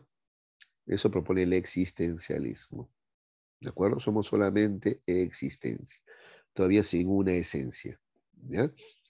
Ahora, biológicamente sí somos diferentes hombres y mujeres, ¿ya? Eso sí, ahí sí hay diferencias, pues, ¿no es cierto? ¿Ya? Pero después, como esencia, como alma, no hay, pues, alma de mujer o esencia de hombre o esencia de mujer, no la hay, ¿de acuerdo? Muy bien. Bueno, Heidegger, lo que va a proponer es que, entonces, que no estamos seguros de nada, ¿ya? El hombre no está seguro de nada, ¿ya? Como no tiene esencia, no está seguro de nada. La única seguridad que tenemos los seres humanos es que vamos a morir. Esa es la única seguridad que tenemos. Por eso Heidegger dice que el hombre es un ser para la muerte, ¿ya? Porque es la única certeza que tenemos, ¿ya? Y el hombre lo sabe, ¿ya?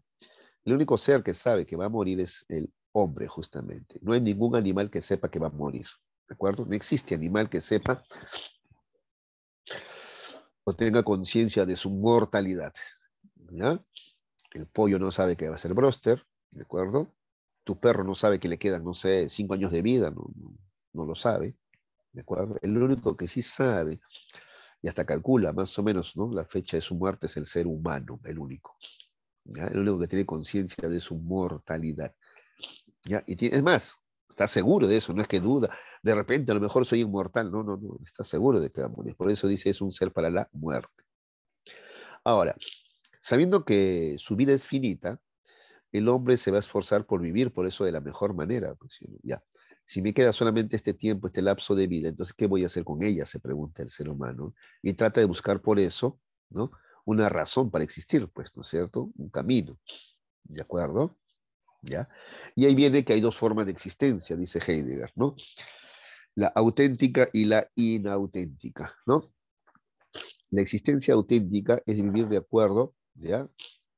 A tus propios pensamientos, ¿ya? Y la existencia inauténtica es vivir según la opinión de los demás. Es que, ¿qué pasa? La sociedad te impone una forma de vivir, por ejemplo, consumista, de comprar cosas, poseer cosas, ¿no? Y hay gente que se la pasa toda la vida en eso, pues, en comprar, consumir cosas, tener cosas, ¿no? Más que vivir. A eso Heidegger le llama existencia inauténtica o alienada. ¿De acuerdo? La existencia auténtica, en cambio, es ella que toma en cuenta en que tu vida es finita, es mortal, ¿no? ¿De acuerdo? Y tienes que vivir de la mejor manera. Se trata no de tener cosas, sino de ser, o sea, vivir. De eso se trata. ¿Ya? Muy bien. Luego tenemos a Jean-Paul Sartre, que es el otro representante del existencialismo. ¿Ya? Sartre, ¿ya? Lo que va a hacer es precisar algunas ideas que ya hemos señalado. Por ejemplo, una cosa que dice Sartre es la siguiente. Dice, la existencia precede a la esencia. Me está puntualizando lo que ya habíamos afirmado. Existencia precede a la esencia. ¿Qué significa? Que el hombre cuando nace solamente posee existencia, ¿ya? La esencia es algo que posteriormente él va a construir, ¿ya? En cambio, los animales, te vuelvo a repetir, los animales ya su esencia está de antemano, ya. Antes que nazcan ya tienen una esencia ellos, ya. O nacen con una esencia, si tú quieres, los animales, ¿ya? En cambio, el hombre no. En el hombre, la existencia precede a la esencia. Al comienzo solamente somos existencia y luego ya vamos construyendo nuestra propia esencia. ¿Ya? ¿Qué más dice Sartre? El hombre está condenado a ser libre, dice Sartre, ¿ya? O sea, el hombre tiene la responsabilidad de tomar decisiones a cada momento. No es como los animales que se guían de sus instintos nada más, o no pueden escapar de ellos. El hombre tiene la libertad, ¿ya? De elegir, ¿ya? Pero justamente esa es una condena. ¿Por qué? Porque implica una responsabilidad, ¿ya? Y eso al hombre lo angustia, pues, ¿ya? Porque, a ver, imagínate, a ver, vivir toda una vida engañado, confundido, con malas decisiones, por ejemplo, imagínate, a ver, ¿ya? Eso da miedo, ¿sí o no?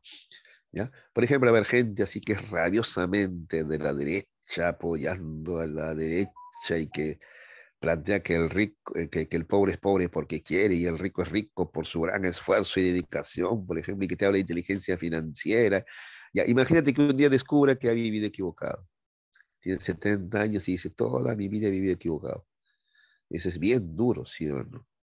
¿De acuerdo? ¿Ya? Por eso es una condena esto de ser libres, ¿ya? Porque implica responsabilidad, porque te puedes equivocar, ¿ya? Y eso al hombre lo angustia, dice Sartre, ¿no? Además, te cuento que Sartre es ateo, ¿ya?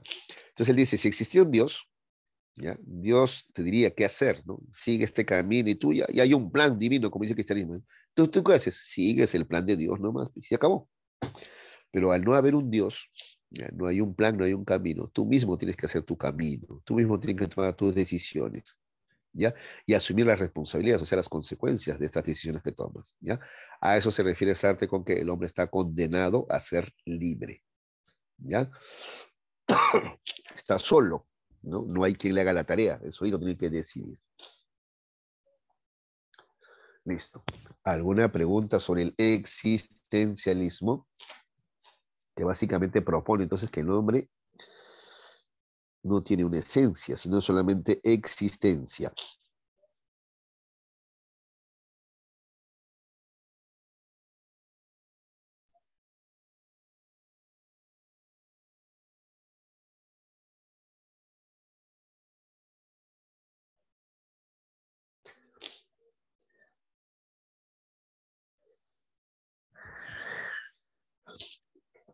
Ya, ¿ninguna pregunta?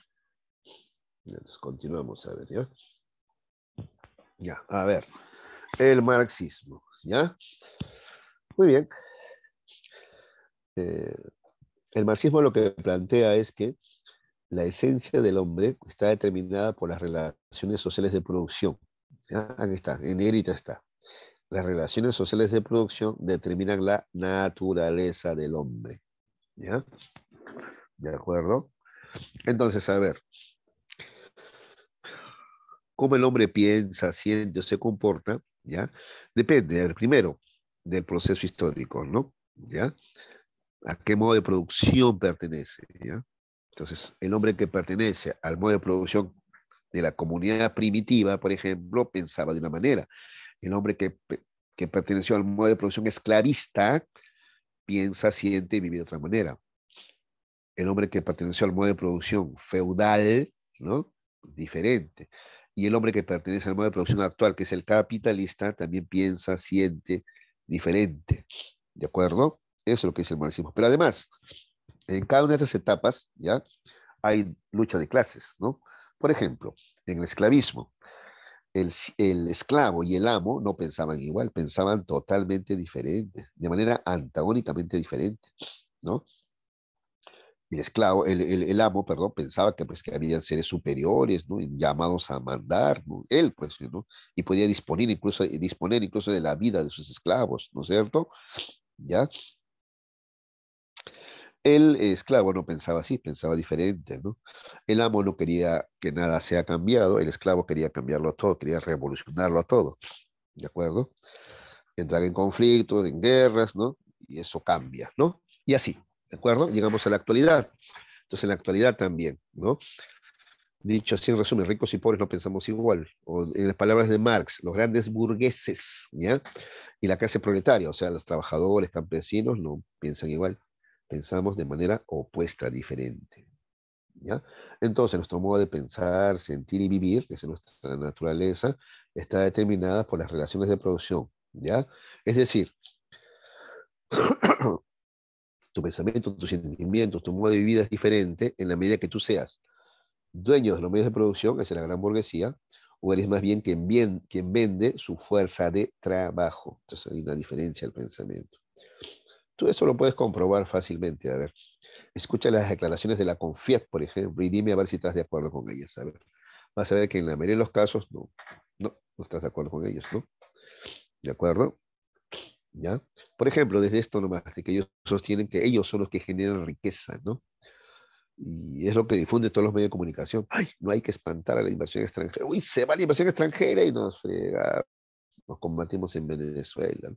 Porque ellos son los que crean riqueza, ¿no? Así piensan ellos, ¿no? Los de abajo, en cambio, pensamos que los que creamos riqueza somos la clase trabajadora.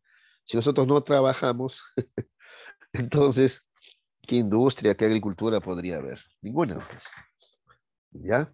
Bueno, entonces eso es lo que sostiene el marxismo, ¿ya? Las relaciones sociales de producción determinan la naturaleza del hombre. O dicho de otra manera, esto lo puedes anotar, ¿ah? Marx dice así también, el ser social determina la conciencia social. El ser social. El ser social es tu práctica social, ¿ya? Esto determina tu conciencia social, tu conciencia es tu pensamiento, ¿de acuerdo? Cuando habla de ser social, hablamos de práctica social.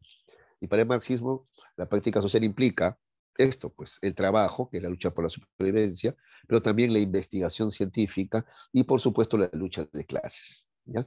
Todo eso es la práctica social.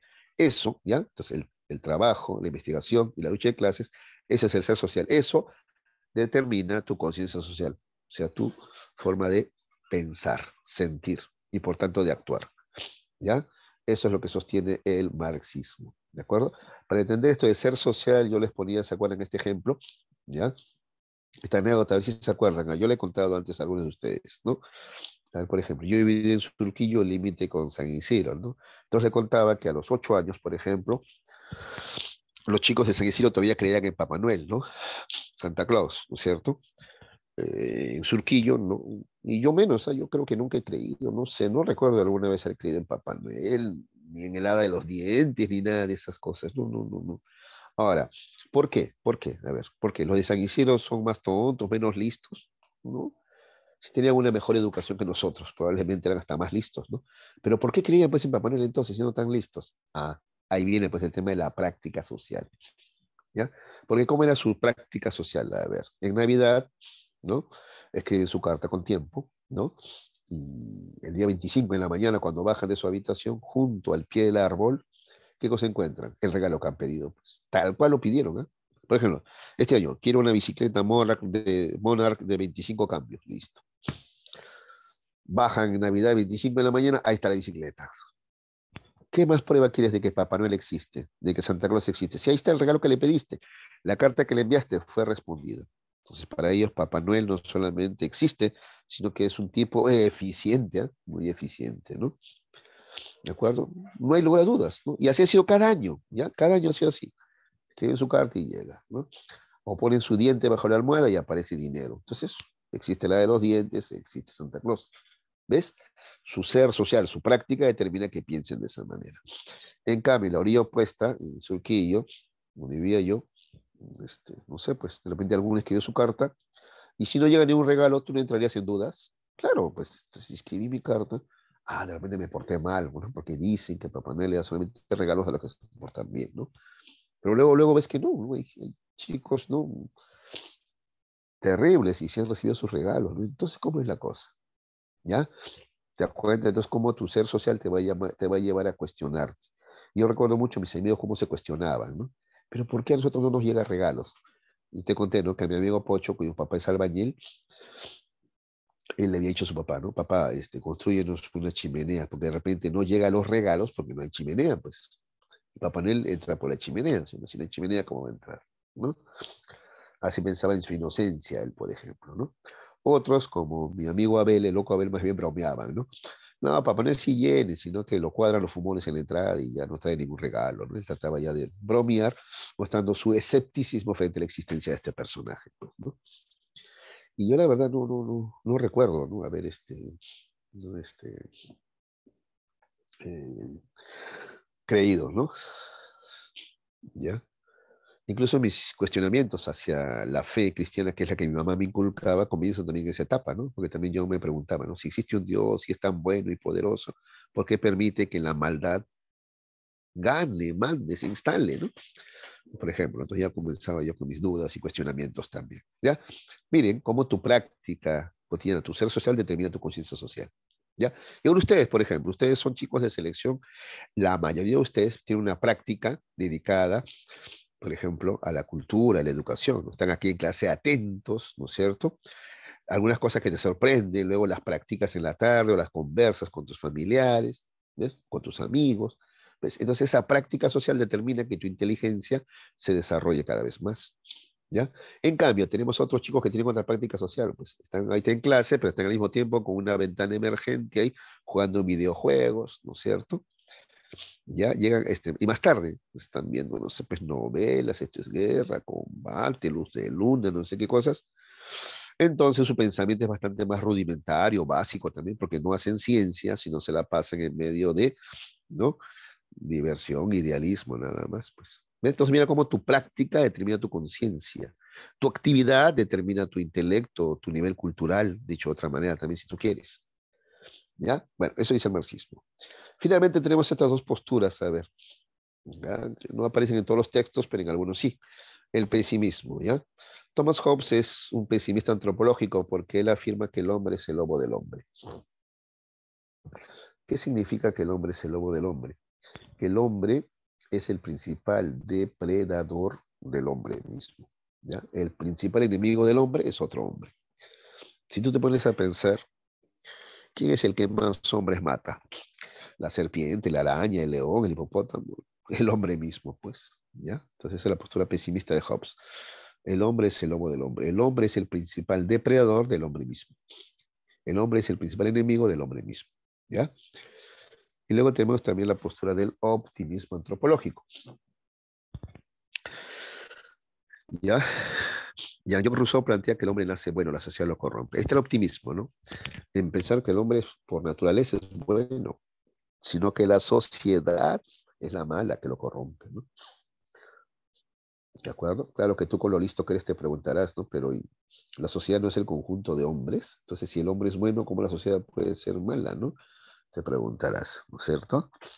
Bueno, te invito a indagar al respecto, a ver, ¿qué es lo que dice, pues, qué es lo que dicen otros autores? A ver, ¿ya?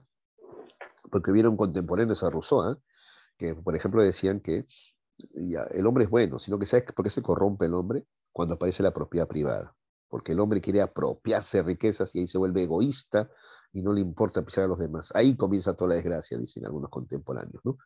¿Tú qué piensas? ¿Es así? ¿No es así? ¿Ya? Listo.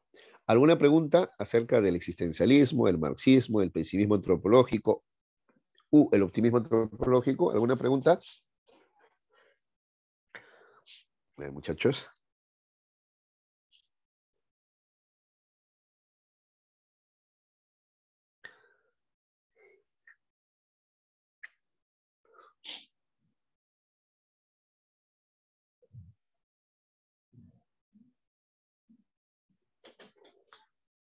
Ninguna. Muy bien. Ya, entonces vamos a la práctica dirigida. Ya, chicos, si no hay preguntas, vamos a la práctica dirigida. Ya, acá quiero su participación, por favor. Ya, a ver, la pregunta uno y la pregunta 2. Ya, a ver, la van a responder en ese orden. Ramos Ángelo va a responder la pregunta uno. Isaac Ulloa va a responder la pregunta 2. Ya, a ver, los escucho.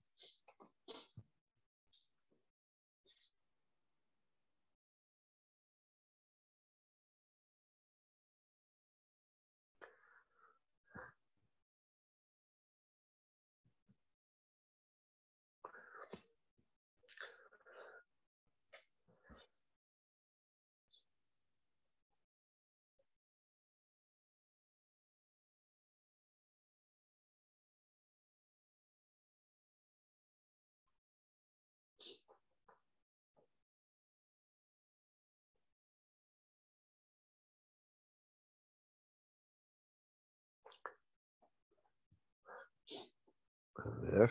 Ajá, ahí está, ya lo respondieron. A ver, Ramos dice, ¿cómo pregunté? Ramos me está contestando la número. A ver, a lo mejor que se ha respondido. Pero yo le pregunté a Ramos y a Isaac. Isaac Ulloa, ¿está ahí? Isaac. Ya. A ver, Isaac, ¿cuál es la respuesta a la pregunta número 2? Ya.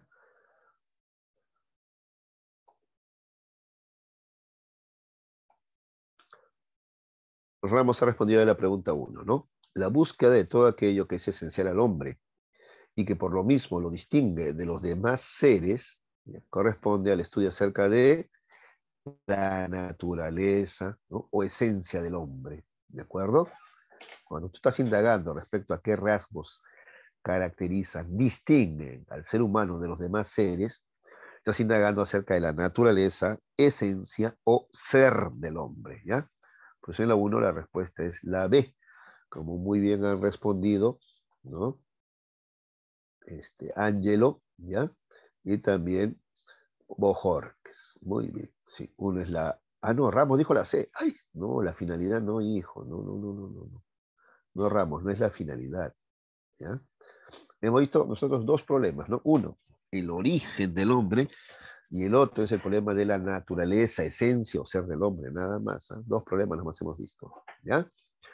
En este caso, hablar de los rasgos que distinguen al ser humano, los rasgos que lo caracterizan, es hablar de la naturaleza, esencia o ser del hombre. ¿Ya? Entonces, en la 1 la respuesta es la B, ¿ya? Como ha dicho Bojorques. Torreblanca también ha respondido la naturaleza. Muy bien, muy bien. Ya. En cuanto al número 2, a ver, Ulloa, te sigo esperando. No estás atento y saca. ¿Qué estarás haciendo? Cierra la ventana del Minecraft. Cierra, cierra. O ni siquiera si el Minecraft se juega así en internet o requieres de Xbox, ¿eh? Ya, a ver, Isaac dice a Agustín. Ahora sí. Muy bien. Que ya Torreblanca también había respondido, ¿no? Claro, ¿ya? Pregunta 2. David le pregunta al cura de su parroquia, ¿cuál es el origen del hombre? El cura, luego de pensar un momento, le responde, Dios ha creado al hombre a su imagen y semejanza. La respuesta del clérigo sobre el origen del hombre se basa en el filósofo Agustín, ¿no? Si tú quieres San Agustín, ¿no? Agustín de Hipona, ¿no? Claro, en la Edad Media, ¿no?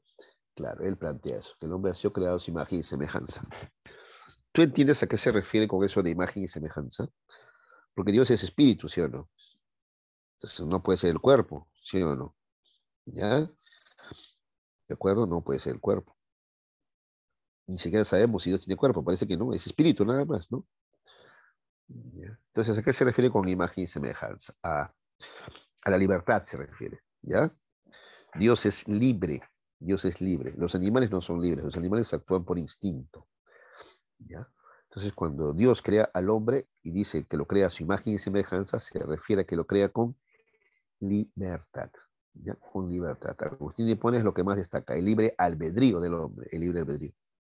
¿Ya? La libertad que tiene el hombre de elegir entre el bien y el mal. ¿De acuerdo? Listo. Muy bien.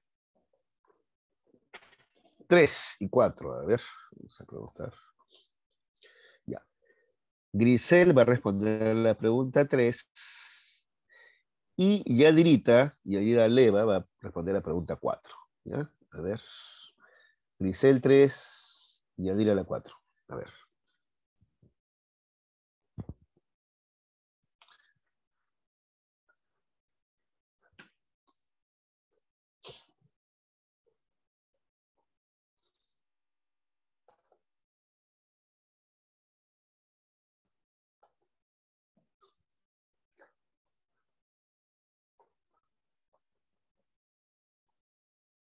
A ver.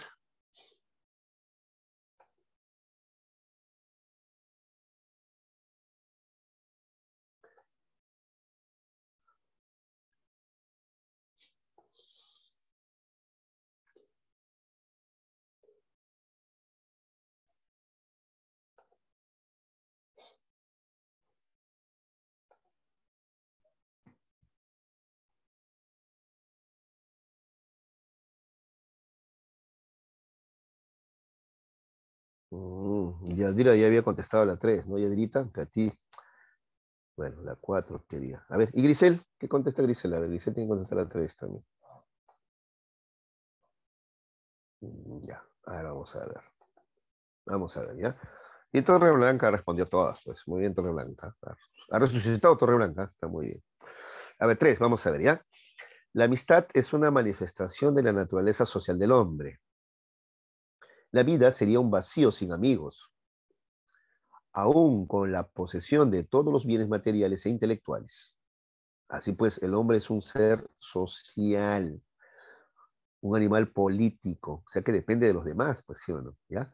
Pero esta sociabilidad natural implicará otro tipo de asociaciones, la familia, la estirpe, la agrupación tribal y finalmente la comunidad de ciudadanos.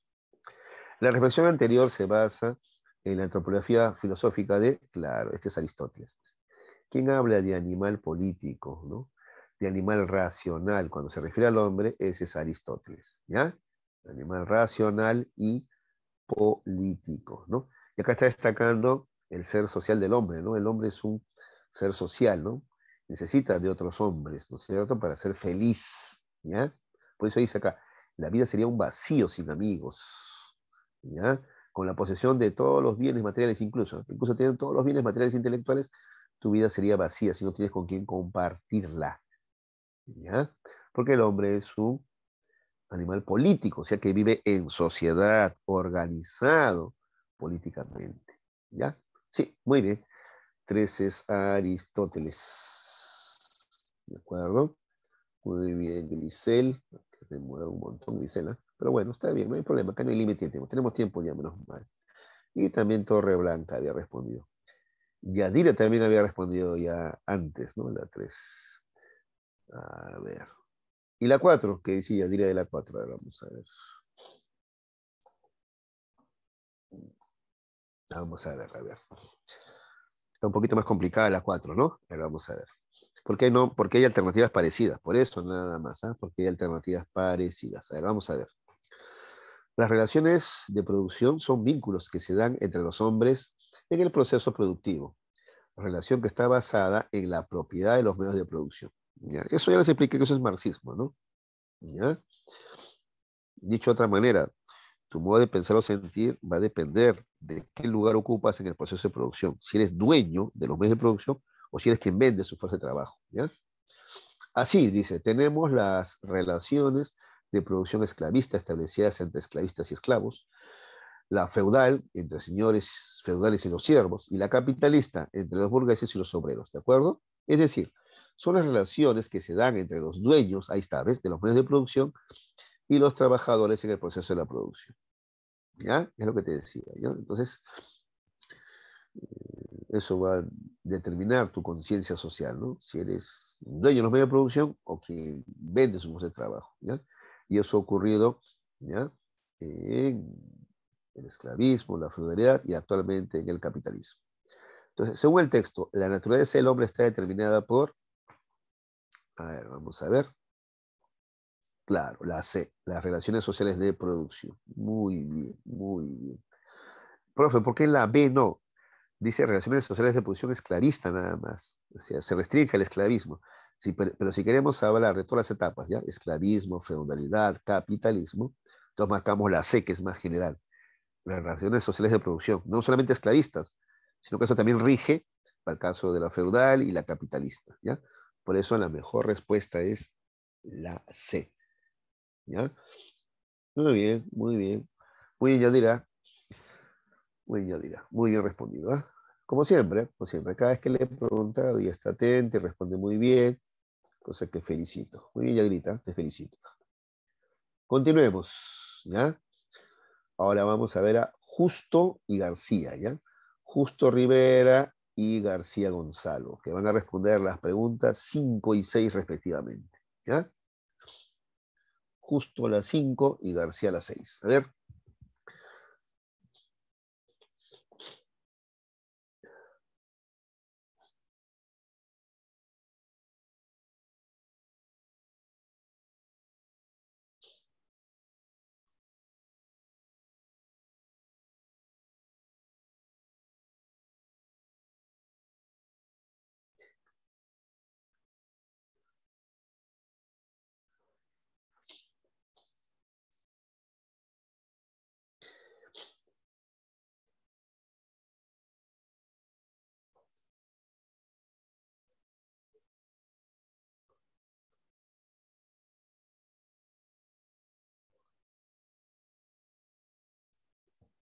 Muy bien. A ver, ya tenemos respuestas. Wow.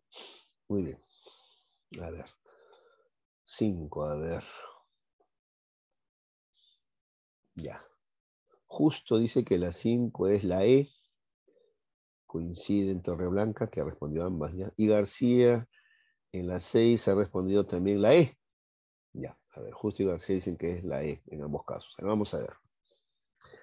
Para Cassirer, el hombre se distingue de los animales por constituirse un ser simbólico, o un animal simbólico, ¿no?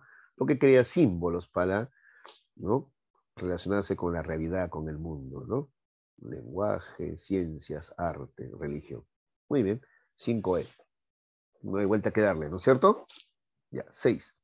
Marta considera un rasgo diferenciador entre el hombre y los animales cuando aquel puede controlar sus instintos. Cuando un perro tiene el instinto de comer, lo hace. En cambio, un ser humano tiene el instinto de comer, pero puede decidir ayunar y así demuestra que puede dominar sus instintos. Scheller le diría a Marta que ella puede dominar sus instintos, pues tiene, ya. Ahí tienes dos caminos, ¿no? Entender la lectura o también acordarte que Scheller es espiritualista, pues, ¿no es cierto? ¿Ya? Entonces, sí, la respuesta es la E también, el espíritu, ¿no? Es la postura del espiritualismo. El espíritu te permite dominar tus instintos. Muy bien, muy bien, muy bien, ambos chicos. Muy bien, ¿ya? Justo y García, muy bien. 7 y 8, a ver, ¿quiénes siguen? Ya. Flores, Torreblanca respondió todas, ¿ya? Si es que ya no, pues ya. Flores y Urbino, ¿ya? Flores y Urbino, ¿ya? Flores la 7, Urbino la 8. A ver, por favor. Flores la 7, Urbino la 8, ¿ya? Torreblanca está, ya, ¿cómo se diría? Torreblanca respondió todas, pues, entonces. Igual puedes seguir participando por la interna, hijo, si quieres, ¿eh? No hay ningún problema.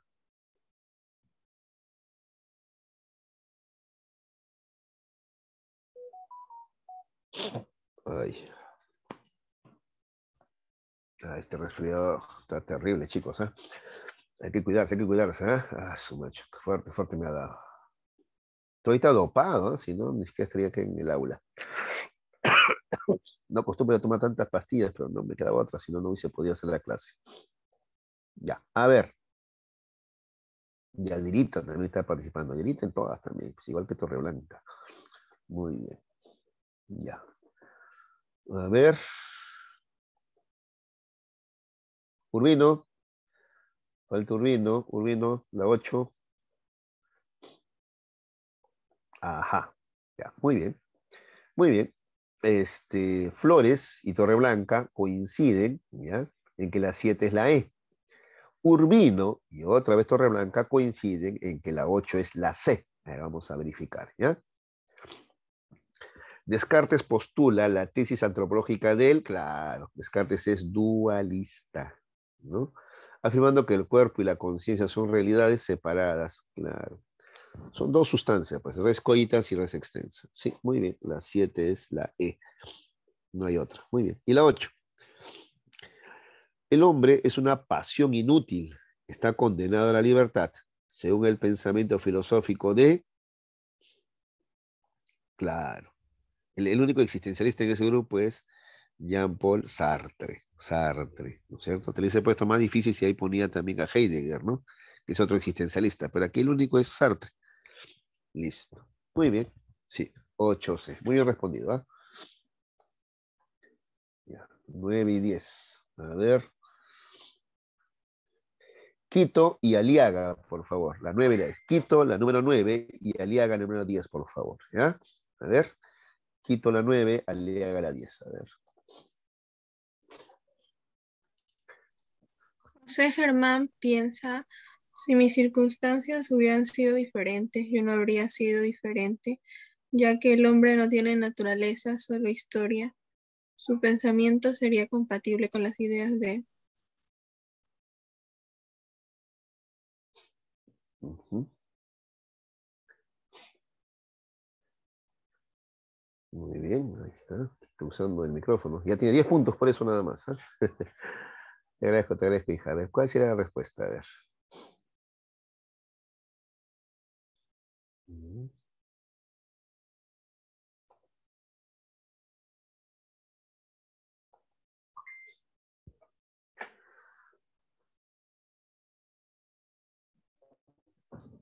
Miren, a ver, algunas claves, ¿ya? A ver, miren. Si mis circunstancias, dice, Germán piensa, si mis circunstancias hubieran sido diferentes, yo sería diferente. ¿Quién dijo? Yo soy yo y mis circunstancias. Ese fue Ortega y Gasset, ¿no es cierto? ¿Ya? Ese es historicista, ¿ya? Pero además, sigue, ya que el hombre no tiene naturaleza, solo historia, otra vez, historicismo. Entonces está claro que esta es la postura del historicismo, ¿ya? José Ortega y Gasset es un historicista, pero no está allí. Entonces, ¿qué nos queda? El otro representante del historicismo. ¿Quién es? A ver, ajá, claro. Muy bien. Wilhelm Dilthey, ¿ya? Dilthey, Wilhelm Dilthey. No hay problema, no hay problema. Estamos aquí para aprender, ¿ya? Sí, está bien, pueden responder también por el interno, ¿ya? Igual les agradezco su participación. Muy bien, muy bien. García se está luciendo, García respondió las dos todavía. Yadirita, Torreblanca ya respondió hace rato, ¿ya? Muy bien, lo felicito. 9 es Dilthey, entonces, ¿ya? Y la 10. A ver. ¿Ya respondió la 10 o todavía? A ver.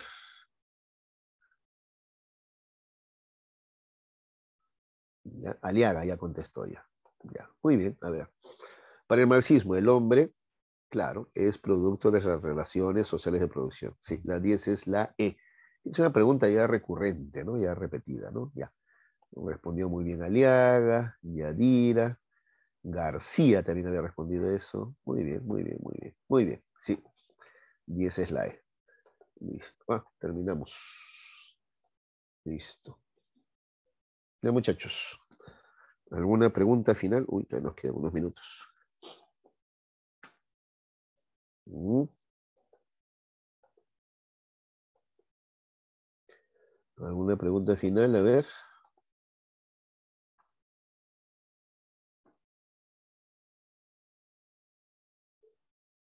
Mm.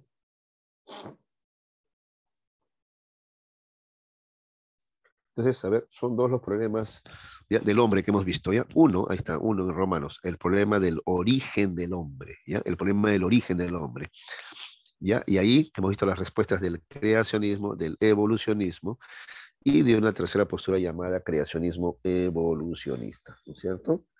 Luego, el segundo problema, ¿ya? Es el de la esencia del hombre, ¿ya? Esencia es el rasgo invariable, común, que posee un conjunto de entes, ¿ya? En algunos textos, en vez de la palabra esencia, también aparece la palabra naturaleza o ser, ¿ya? El problema de la naturaleza del hombre, el problema del ser del hombre, etcétera, ¿ya? Listo. Ahí hemos visto las posturas como la de, primero, la de Aristóteles, que considera que la esencia del hombre, o sea, lo que define al hombre, es que es un ser racional y además político, ¿ya? Político, ¿ya? Este político implica que vive en sociedad, ¿no? Requiere de los demás hombres para desarrollarse, pero además requiere de la organización de los demás hombres, ¿ya? De la organización social, eso es política, ¿de acuerdo? Luego vimos el naturalismo, que destaca que lo que define al hombre, la esencia del hombre, son sus condiciones o diferencias biológicas, como el tener un cerebro más desarrollado, neuronas especializadas, etcétera. ¿Ya? Ese es el naturalismo. Luego vimos el espiritualismo, que sostiene que la esencia del hombre, su ser, ¿no? Es su alma, ¿no? El cuerpo no. El cuerpo solamente, según Platón, es una envoltura transitoria. Ese no eres tú. Ese cuerpo decadente no eres tú, ¿no? Tu verdadero yo, tu verdadero ser, es tu alma, ¿ya? Chile además destaca que esta alma justamente es la que le permite al hombre escapar de los instintos y de los deseos del cuerpo, ¿ya? Es el hombre superior a los animales porque puede dejar de lado sus instintos. ¿Por qué? Porque tiene espíritu, ¿ya? El dualismo propone que el hombre es alma y cuerpo. Res cogitans, que es pensamiento, y res extensa, que es cuerpo, ¿cierto? Y tenemos a Descartes y Pascal como representantes. El historicismo ¿ya? Es una corriente que concibe al hombre sin alguna esencia, ¿ya? O sea, el hombre no tiene una esencia ya terminada, no, porque el hombre es producto de su historia, ¿ya? Entonces, el hombre sigue cambiando, no es un ser terminado ya, ¿de acuerdo? Por eso Dilthey dice, el hombre no es, va siendo. Y Ortega Gasset dice, el hombre, dice, yo soy yo y mis circunstancias, ¿ya? O sea, mi contexto histórico van a influir en mi modo de ser, en mi modo de pensar y sentir. El simbolismo dice que el hombre es un animal simbólico porque crea símbolos para representarse o para contactarse con el mundo, ¿no? ¿Qué símbolos? ¿Qué sistema de símbolos? El lenguaje, la ciencia, el arte, la religión. El existencialismo dice que el hombre no posee una esencia, sino solamente existencia. ¿Ya? A diferencia de los animales, que nacen con una esencia que tienen en su ADN, el hombre no. El hombre solamente existe, y en cuanto a su esencia, naturaleza, bueno, eso él mismo lo va a construir, él mismo lo va a forjar, ¿ya? A lo largo de su vida. El marxismo que plantea que lo esencial en el hombre, ¿ya? O sea, lo que determina su conciencia social es su ser social. Y cuando hablamos de ser social, hablamos de su práctica diaria, ¿no? Es el lugar que ocupa en el proceso de producción, ¿no? El lugar que ocupa en la lucha de clases y, claro, la investigación científica también, ¿ya? Esa práctica social, ¿ya? Que vuelvo a repetir, lucha por el trabajo, lucha de clases, investigación científica, esa práctica social diaria, cotidiana, es la que va a determinar su conciencia social, su modo de pensar y sentir, ¿ya? Entonces, tú eres no tanto lo que piensas, sino lo que haces, porque tu pensamiento se deriva de qué es lo que haces diario. Te vuelvo a repetir, si tú diario estás abocado a las ciencias, cuando menos te das cuenta, tu pensamiento es más científico ya. Pero si estás abocado simplemente a perder el tiempo, juegos, diversión, entonces cuando menos te das cuenta también tu pensamiento es más limitado, idealista, supersticioso, si te das cuenta, ¿no es cierto? Estás creyéndole a dos santos y no sé qué otras. Bueno, finalmente tenemos el pesimismo antropológico y el optimismo antropológico, ¿no es cierto? Que ya mencionamos. No había ninguna pregunta a ese respecto, ¿no? Pero igual, Thomas Hobbes dice que el hombre es el lobo del hombre, el principal enemigo, el principal depredador del hombre es el hombre mismo. Dice. Esa es una postura pesimista. Yo me acuerdo que hace tiempo una campaña, no sé quién la financiaba, porque así de pesimista era, decía que el principal enemigo de un peruano es otro peruano. Y claro, argumentaban todavía, ¿no? Decían que la envidia, ¿no? Cuando un peruano ve que otro progresa, lo ataca. En cambio, cuando un peruano ve que un extranjero, un chino, un norteamericano, un francés progresa, lo alaba, ¿no? Pero cuando es otro peruano, lo ataca. No apoyamos ni siquiera a nuestros artistas nacionales, decían, ¿no? Entonces, tenían todo un argumento, ¿ah? Ya para llegar a este pesimismo de que, y parafrasear, ¿no? En vez del hombre es el hombre, decían que el peruano es el principal enemigo del peruano, ¿no? Yo no sé ustedes, pero yo no creo en esas generalizaciones, ¿no? De hecho, debe haber gente egoísta, como en todos lados, ¿no? Bueno, no es que debe, sabemos que hay, ¿no? Pero no puedes meter a todos los peruanos en un saco, ni para lo positivo ni para lo negativo. No puedes decir que todos los peruanos son egoístas, todos los peruanos son ociosos, o lo contrario, todos los peruanos son trabajadores, emprendedores, porque ni uno ni otro es cierto, ¿no? Ahí sí me pongo un poquito del lado del existencialismo, ¿no? Es que generalizar, hablar de la esencia de toda la humanidad ¿no? Es incorrecto, me parece, ¿no? ¿Qué piensan ustedes? A ver. Aunque por otro lado, las ciencias hacen eso, ¿no? Las ciencias generalizan, pues sí o no. Bueno, ahí lo dejamos como tema de debate. Y finalmente, el optimismo antropológico, ¿no? No solo dice que el hombre nace bueno, sino que la sociedad lo corrompe, ¿no? ¿Ya? Muy bien. Entonces también, por ejemplo, por eso ha habido gente que se ha preguntado, ¿no? Me acuerdo que había un libro, creo que es de Malpica, ¿no? ¿En qué momento se jodió el Perú, ¿no? Por ejemplo, ¿no? Entonces, si todos somos buenos, ¿en qué momento, ¿no? Esto se volvió, ¿no? Una realidad tan cruel como la actual, ¿no? ¿Qué pasó? Bueno, en todo caso, igual, para dejarlo como tema de debate también allí, ¿no? Este, ¿Tú qué crees? ¿Realmente nacemos buenos? O sea, los peruanos fuimos buenos en algún momento. Buenos y malos siempre han habido, o incluso algunos hasta cuestionarían estos conceptos de buenos y malos, ¿no? Personas correctas o incorrectas siempre han habido, ¿no? Ignorantes y sabios siempre han habido, ¿no? ¿O no? O en algún momento esto se descontroló. Bueno, ahí lo dejo. ¿Ya, chicos? Bueno, muchachos, nos vemos pues la próxima clase entonces. Si no hay preguntas, no hay, ¿no? Ya, pues nos vemos la próxima clase.